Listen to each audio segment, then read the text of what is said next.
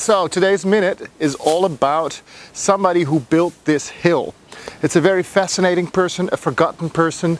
We should actually know all about him, yet we don't. And I'm here to introduce him to you.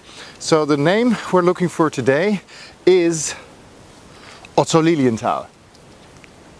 He was born in 1848 and he was fascinated by birds in the air because he knew that birds were heavier than air and still they can fly. This meant that technically it would be possible, it should be possible to build an airplane and fly mechanically. So he started studying birds.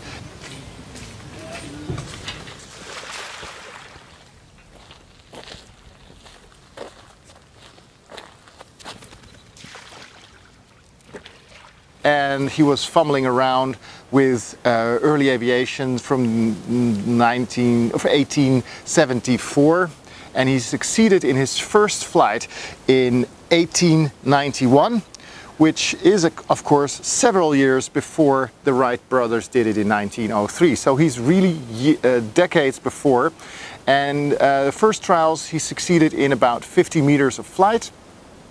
And he knew he had to improve all of the parameters, so he built this hill we're sitting on now. The hill is about 15 meters high, but this is also one of those signs that you should never trust the internet, because on the internet, on very serious websites, it says it's 60 meters high. Well, this is nowhere near 60 meters. So anyway, 15-meter high hill. He tested around with new flight models, and he succeeded actually in flying 250 meters without an engine, of course, because that was reserved for the Wright brothers.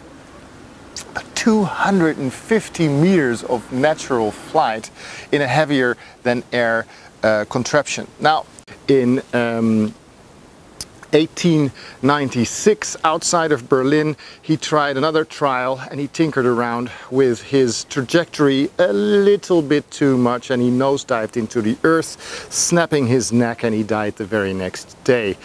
That was the end of the hero. If he had more time, he probably would have beat the Wright brothers to the punch, because he was way ahead of the game. He was decades before, actually. Now, of course, this memorial you see behind me was actually first erected in 1900, and then in 1932 it was changed by a bunch of very talented landscapers, I must say, into this beautiful park we have now. But the Nazis stole the globe and they smelted it into weaponry, because they of course had more use for a tank than a beautiful globe.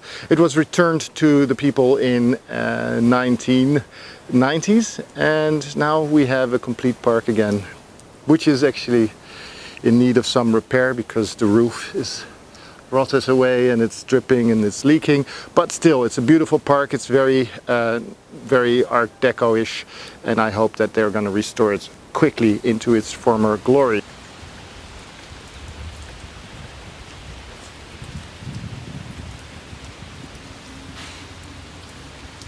Now, visit these parks. This is one of many parks in Berlin, of course. Visit it and visit us in Berlin. Do a tour with us. Book one at www.doggybagtours.com, and Murphy and I will tour you through the city. Like and subscribe, and I'll see you next time for another Murphy's Minute. Bye!